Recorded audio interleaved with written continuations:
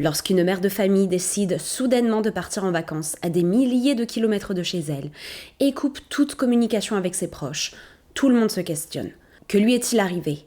Et est-elle réellement partie en vacances? Ou est-ce que sa disparition soudaine cache quelque chose de beaucoup plus sombre? Salut à tous, j'espère que vous vous portez très bien aujourd'hui et que vous êtes prêts pour une nouvelle affaire criminelle. N'hésitez pas, si ça n'a pas encore été fait, à vous abonner à ma chaîne et à activer la petite alarme pour être informé des futures publications de mes vidéos. Mais trêve de bavardage, je vous laisse dès à présent vous installer bien confortablement pour notre affaire du jour.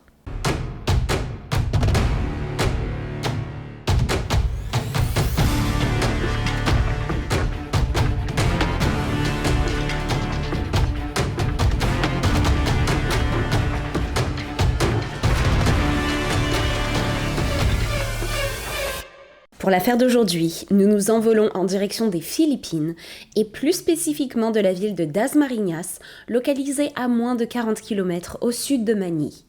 Dasmariñas se trouve être l'un des 4 pôles économiques les plus urbanisés de la province de Cavite dont elle fait partie.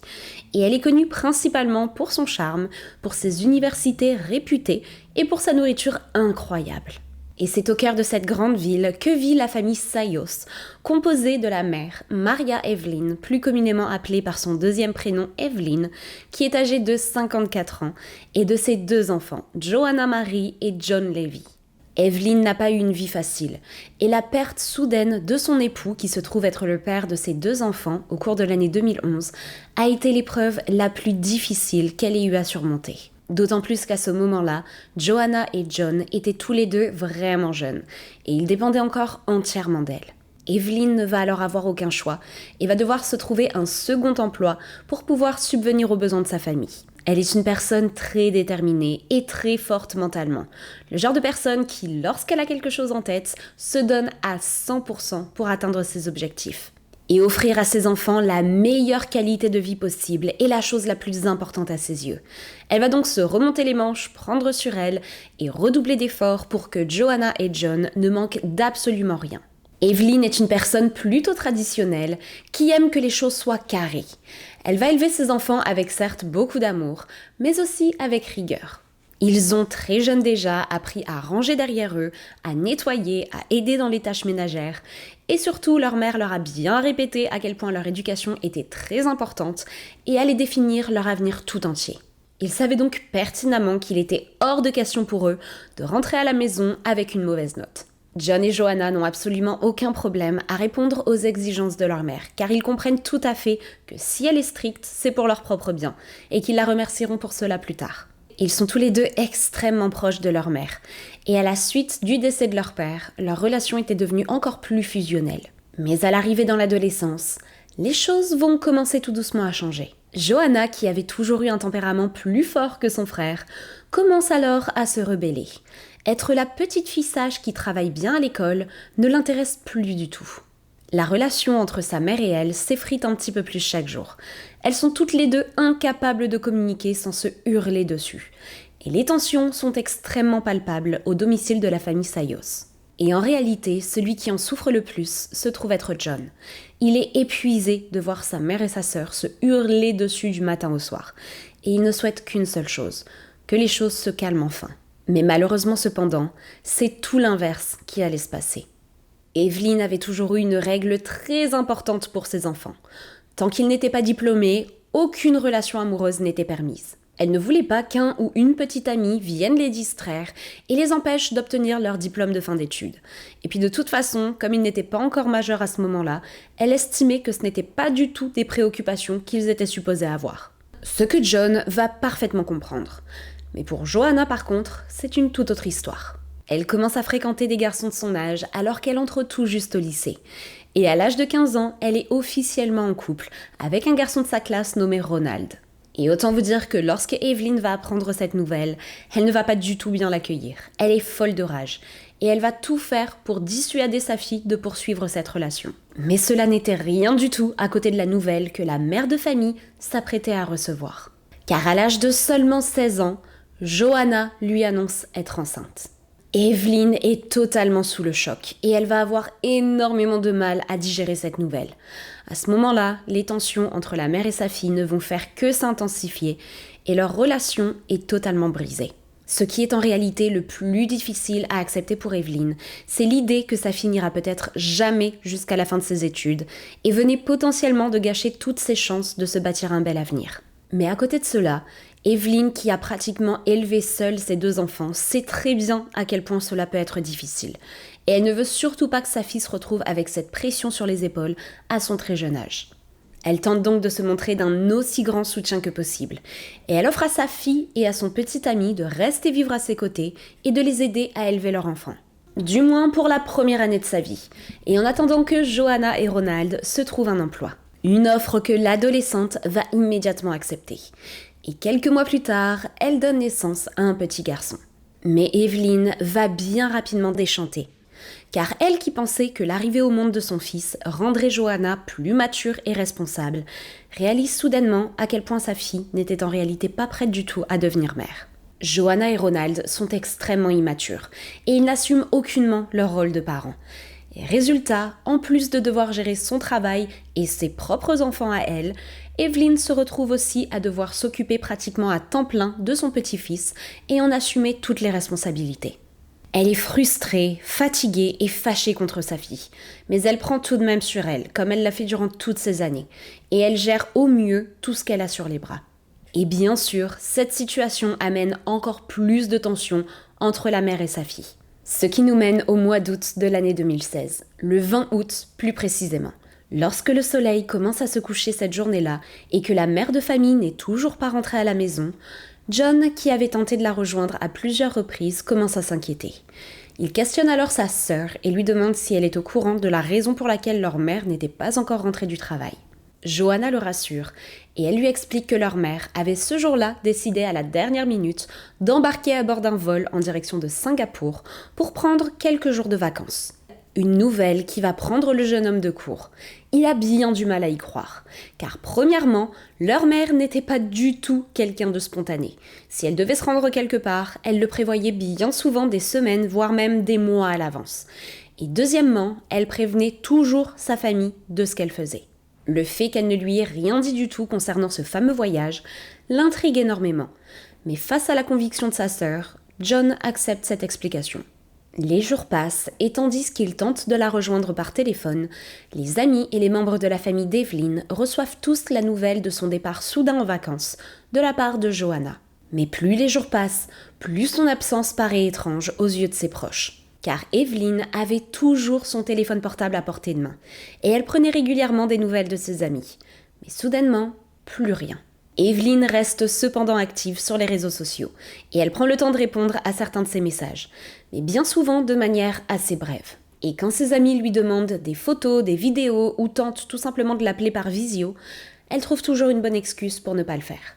Soit elle est en déplacement ou encore elle est trop occupée pour cela, et l'excuse qu'elle utilise le plus se trouve être sa connexion internet qui serait beaucoup trop instable. Et ses proches ne peuvent s'empêcher de remarquer que sa manière de répondre aux messages est elle aussi bien différente de l'ordinaire. Elle est soudainement beaucoup plus froide et directe.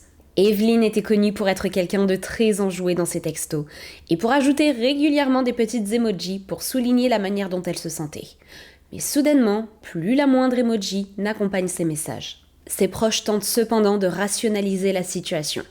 Ils se disent qu'après tout, si elle est partie en vacances à l'autre bout du monde pour prendre du temps pour elle et pour se ressourcer, elle n'a peut-être pas envie de passer son temps sur son téléphone. Tout le monde passe donc à autre chose et attend impatiemment son retour pour qu'elle leur raconte en détail son incroyable voyage. Mais les semaines puis les mois passent et son retour aux Philippines ne semble jamais arriver. Et comme si cela n'était pas assez inquiétant comme cela, Evelyn avait aussi soudainement stoppé toute communication avec ses proches, et tous les messages qui lui étaient envoyés restaient sans réponse. L'inquiétude commence donc à monter chez ses proches, et tous se questionnent, enfin presque tous, car Johanna semble elle plutôt sereine. C'est finalement une année entière qui va s'écouler. Une année au cours de laquelle tout le monde en était venu à la conclusion qu'Evelyn avait peut-être préféré refaire sa vie ailleurs, ou avait peut-être eu besoin d'une pause un petit peu plus longue que prévu de sa vie très occupée. Mais son fils John ne peut s'empêcher de se dire que quelque chose ne va pas du tout, et que sa mère n'aurait absolument jamais volontairement abandonné sa famille de la sorte. Il se dit que quelque chose a dû lui arriver durant son voyage. Et il décide d'aller en parler directement avec les autorités des Philippines pour leur demander ce qu'il lui est possible de faire et si une enquête pour la retrouver peut être lancée à Singapour. Mais la réaction des officiers de police face à sa détresse va énormément le décevoir. Car lorsqu'il leur explique que sa mère, âgée de 54 ans, est partie en vacances à l'étranger et n'est jamais revenue, il lui répond tout simplement qu'étant donné qu'elle est majeure, qu'elle est partie de son plein gré et que rien ne laisse à penser que quelque chose lui soit arrivé, il n'y a rien qu'ils puissent faire de leur côté. Ils vont lui expliquer que de très nombreux adultes craquent à cause du stress ou encore d'une dépression et abandonnent leur vie derrière eux pour en reconstruire une nouvelle à des centaines de kilomètres sans prévenir qui que ce soit et qu'il se peut très fortement que Evelyn soit l'une de ces personnes. Mais même si les policiers semblent convaincus qu'Evelyn n'est qu'un cas parmi tant d'autres d'une mère ayant abandonné sa famille pour une vie meilleure, John, au fond de lui, est convaincu que la soudaine disparition de sa mère est liée à quelque chose de bien plus sombre. Il va alors redoubler d'efforts pour tenter de retrouver sa trace. Il passe des heures entières à étudier chacun des messages d'Evelyn sur les réseaux sociaux.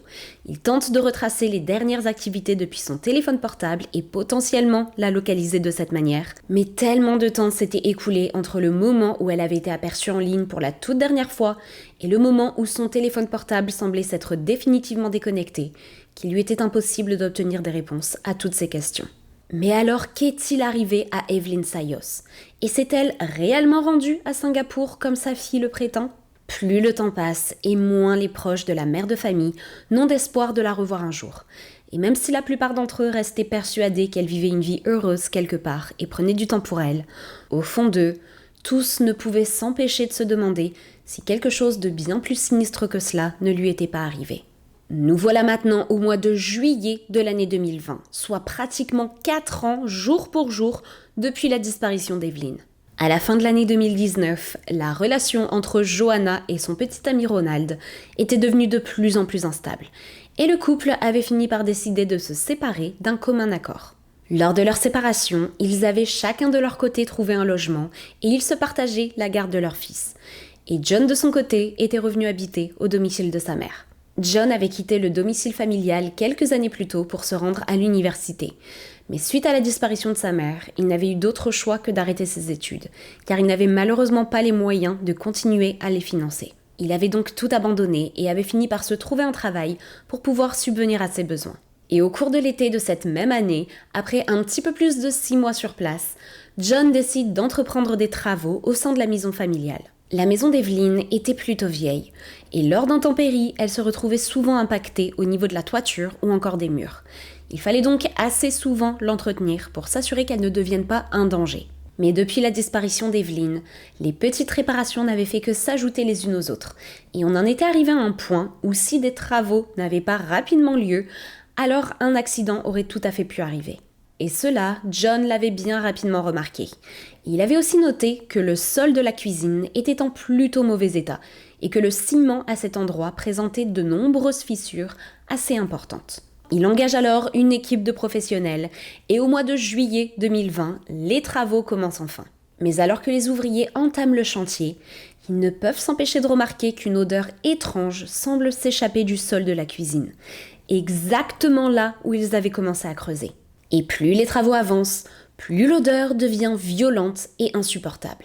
Et tandis qu'ils poursuivent les rénovations, ils font une découverte plutôt étrange. Enterrés sous le sol, à l'intérieur d'un bloc de ciment, ils tombent sur une petite pile de documents personnels au nom d'Evelyn Sayos, incluant son portefeuille, mais aussi son passeport. Lorsque John est informé de cela, son sang se glace immédiatement. Car si le passeport de sa mère se trouve là, enterrée sous le sol de la cuisine, alors il est totalement impossible qu'elle ait quitté le pays. Il réalise à ce moment-là qu'elle ne s'est donc jamais rendue à Singapour. Mais alors où se trouvait-elle? Et surtout pourquoi ses papiers d'identité étaient cachés sous le sol de la maison? Mais alors que toutes ces questions se bousculent dans sa tête, il s'arrête brusquement et il sent un énorme frisson le parcourir. Cette odeur dont les ouvriers ne cessaient de se plaindre et qu'il pouvait lui-même sentir à ce moment-là, est-ce qu'elle ne cacherait pas la réponse à toutes ces questions? John ne va alors prendre aucun risque et décide de contacter la police. Quelques minutes plus tard, le domicile d'Evelyn est pris d'assaut par une équipe de police qui entame leur investigation pour confirmer ou non les craintes de John. Le plancher de la cuisine est alors entièrement détruit et l'odeur qui s'en dégage est maintenant plus forte que jamais. Il n'y a absolument aucun doute possible pour les policiers. Il s'agit là de l'odeur d'un corps en décomposition. Ils savent maintenant pertinemment ce qui se cache sous toutes ces couches de ciment. Et alors que les ouvriers continuent de creuser, c'est soudainement entre la fosse septique et le sol de la maison qu'un corps humain est découvert. Un corps humain qui va être rapidement identifié comme étant celui d'Evelyn Sayos. Une identification qui ne va pas être facile du tout, car le corps était à ce moment-là tellement décomposé qu'il était impossible de savoir de qui il s'agissait simplement en le regardant. Mais ce sont des morceaux de vêtements qui se trouvent toujours à ce moment-là attachés au corps, ainsi qu'une petite plaque métallique qui a été retrouvée dans le poignet de la victime et qui correspond parfaitement à celle qu'Evelyn avait reçue lorsqu'elle s'était cassé le poignet quelques années plus tôt, qui vont permettre de l'identifier. La nouvelle de la mort d'Evelyn va bien évidemment bouleverser tous ses proches. Des proches qui se retrouvent à ce moment-là avec encore plus de questions que de réponses. Cette situation n'avait pas le moindre sens. Et au plus John tentait de trouver une explication logique pour expliquer tout cela, au plus les incohérences faisaient surface. Car Evelyn n'avait pas le moindre ennemi, bien au contraire, elle était aimée de tous, et personne ne lui aurait jamais voulu le moindre mal. Il a beau envisager toutes les éventualités possibles, absolument aucune d'entre elles n'explique le fait que sa mère ait été retrouvée enterrée sous le sol de sa cuisine avec ses documents d'identification. Il faudra attendre le retour du rapport d'autopsie pour que les choses deviennent finalement un petit peu plus claires. Car à ce moment-là, il n'y a plus le moindre doute possible. La possibilité d'un accident est totalement écartée. Il s'agit bel et bien là d'un meurtre. Le corps d'Evelyn présente de très nombreuses fractures au niveau de son crâne, indiquant qu'elle a été frappée à la tête à l'aide d'un objet lourd. Mais pas que, car plusieurs blessures au niveau de son cou et de son torse semblent aussi indiquer qu'elle a été poignardée à de nombreuses reprises. La mère de famille a été victime d'une attaque brutale et très violente. Il est clair que là où les personnes responsables de ce crime monstrueux ont jeté le corps d'Evelyn à l'intérieur de la fosse septique de la maison après avoir mis fin à ses jours et ont ensuite tenté de dissimuler les preuves de leur crime en cimentant l'entrée de la fosse septique pour s'assurer que leur petit secret ne soit jamais révélé. Et immédiatement, l'attention des policiers va se diriger vers les personnes vivant sous le même toit qu'Evelyn au moment de sa disparition. Joanna et Ronald sont alors interrogés par les policiers. Et même si en premier lieu, ils nient fermement avoir quoi que ce soit à voir là-dedans, sous la pression, ils finissent par craquer et par tout avouer. Ronald partage alors sa version des faits. D'après lui, les tensions au sein du domicile de la famille Sayos étaient de plus en plus difficiles à supporter. Et Joanna, de son côté, ne supportait plus d'avoir sa mère sur son dos à lui dire quoi faire. Tout ce qu'elle souhaitait était s'amuser, sortir et profiter de la vie. Et seulement lorsqu'elle avait un petit peu de temps libre, alors elle s'occupait de son fils. Mais forcément, Evelyn ne voyait pas du tout les choses ainsi. Joanna était devenue mère, elle avait maintenant des responsabilités.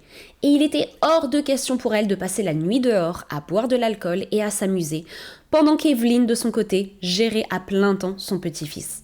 Elle tentait tant bien que mal de faire comprendre à sa fille que sa vie était aujourd'hui différente et qu'il était maintenant venu le temps de changer son mode de vie. Mais cela en vain. Et c'était d'autant plus frustrant pour Evelyn, qui, je vous le rappelle, avait élevé ses enfants seule. Elle avait travaillé extrêmement dur toute sa vie pour pouvoir leur offrir une belle vie.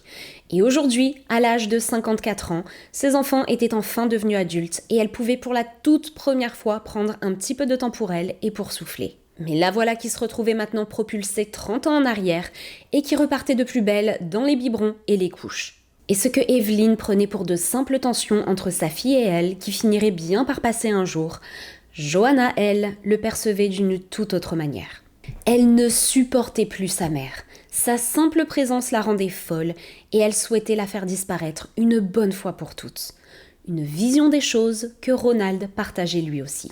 Et c'est ainsi qu'au fil des mois, ils avaient commencé à discuter ensemble de la manière dont ils pourraient s'y prendre pour mettre fin au jour d'Evelyn, sans pour autant attirer l'attention sur eux. Le matin du 20 août 2016, Joanna a attiré sa mère à l'intérieur de la cave de la maison, sous prétexte d'avoir une surprise pour elle.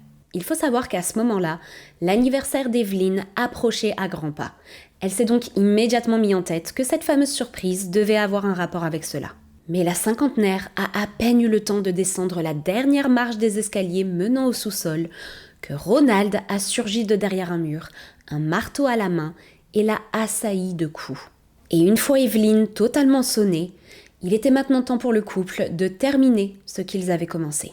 Johanna attrape alors un couteau de cuisine qu'elle tend à son petit ami, et sans la moindre hésitation, Ronald va poignarder Evelyn plus d'une dizaine de fois. Le couple va ensuite prendre un bain pour enlever tout le sang qu'ils avaient à ce moment-là sur eux, et une fois propres, ils passent à table et partagent un repas avec leur jeune fils. Car oui, je vous rappelle que leur enfant était lui aussi présent à l'intérieur de la maison lorsque cette brutale attaque avait eu lieu. Quelques heures plus tard, Ronald va traîner le corps de sa victime jusqu'à l'entrée de la fosse septique, creuser un trou et préparer du ciment dans l'espoir de faire disparaître toute trace d'Evelyn de la surface de la terre. Et pour pouvoir faire entrer le corps à l'intérieur de la fosse septique, il va lui falloir le plier et le tordre dans tous les sens, quitte à lui briser quelques os au passage. Il enterre par la même occasion le passeport et le portefeuille de la mère de famille, et il se débarrasse de certains de ses vêtements et effets personnels, et crée de toutes pièces cette fameuse histoire de vacances à Singapour. Les mois passent, et le couple va régulièrement aller vérifier que le ciment n'a pas bougé, et que des traces de sang ou de quoi que ce soit d'autre pouvant révéler leur crime ne refassent pas surface. Et de temps en temps, par simple précaution, Ronald ajoutait une couche de ciment supplémentaire. Et pour rendre leur version des faits plus crédible encore, Johanna avait conservé le téléphone portable de sa mère, et elle s'en servait régulièrement pour publier sur ses réseaux sociaux ou pour répondre à certains messages, dans le but de renforcer un petit peu plus encore son alibi. Le jour de son anniversaire, Johanna va aller jusqu'à publier un message sur son propre profil Facebook depuis le compte de sa mère et se souhaiter donc à elle-même un très bel anniversaire. Et il en va de même le jour de l'anniversaire de John. Le jeune homme est extrêmement heureux de recevoir un message de la part de sa mère, mais il n'a aucune idée du fait que c'est en réalité sa propre sœur qui lui a écrit. Et Johanna, qui n'a pas le moindre remords et pas la moindre pitié, va même aller jusqu'à publier un long message lors de la fête des mères pour souhaiter à sa mère une incroyable fête des mères et lui rappeler à quel point elle l'aime. Cette même mère qu'elle a brutalement assassinée et qui se trouve à ce moment-là enterrée sous ses pieds. Et la triste réalité des choses, c'est que si ces fameuses rénovations n'avaient jamais eu lieu, il est tout à fait possible que le sombre secret du couple ne soit jamais révélé. Johanna Sayos et Ronald James Rudy sont immédiatement arrêtés pour le meurtre d'Evelyn Sayos. Ils ont tous les deux fait face au juge au cours de l'année 2021. Mais ce qui est probablement encore plus frustrant dans cette affaire, c'est qu'ils sont à ce jour encore dans l'attente de recevoir leur sentence. Et qui sait quand cela arrivera ? Car malheureusement, les Philippines sont justement connues pour avoir un système judiciaire extrêmement lent. Cette affaire a énormément fait parler dans les médias, aussi bien par la violence de ce crime, mais aussi le fait que Johanna et Ronald ont bien failli ne jamais se faire prendre. Et ce qui est fou, c'est que durant 4 années entières, la police n'a absolument rien fait pour tenter de retrouver Evelyn. Et seul John semblait être réellement inquiet de sa soudaine disparition et tentait d'agir pour la retrouver. Evelyn était une personne très organisée, et parfois même jugée un petit peu trop stricte. Mais à côté de cela, elle avait un cœur en or. Elle a toujours pris soin des membres de sa famille, et elle s'est assurée qu'il ne manque jamais de rien. Lorsque sa fille est tombée enceinte, malgré les nombreuses tensions entre elles, Evelyn l'a accueillie à bras ouverts, et elle s'est occupée d'elle, de son petit ami et de son petit-fils. Elle les hébergeait tous les 3 gratuitement, et elle payait même pour leur nourriture. Et dans cette histoire, il n'y a malheureusement pas qu'une seule victime. Car John doit aujourd'hui vivre avec l'idée que durant 4 années entières, il a marché sans même le savoir sur la couche de ciment qui le séparait de sa mère. Mais pas que, car le fils de Johanna, qui au moment du meurtre devait être âgé à peu près de 2 ans, doit aujourd'hui vivre sans sa grand-mère et sans ses parents. Cette affaire a bouleversé le pays tout entier.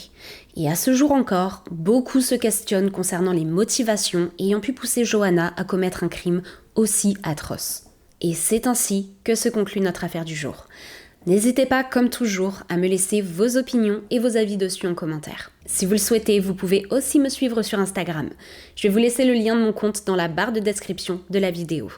Et si vous aimez écouter ce genre d'histoire, mais plutôt sous forme de podcast, le podcast Spotify est lui aussi disponible. Même chose, le lien est dans la barre de description. Un immense merci à tous d'avoir été présents aujourd'hui. Et je vous dis à très bientôt pour d'autres histoires toutes plus glauques les unes que les autres. Bye!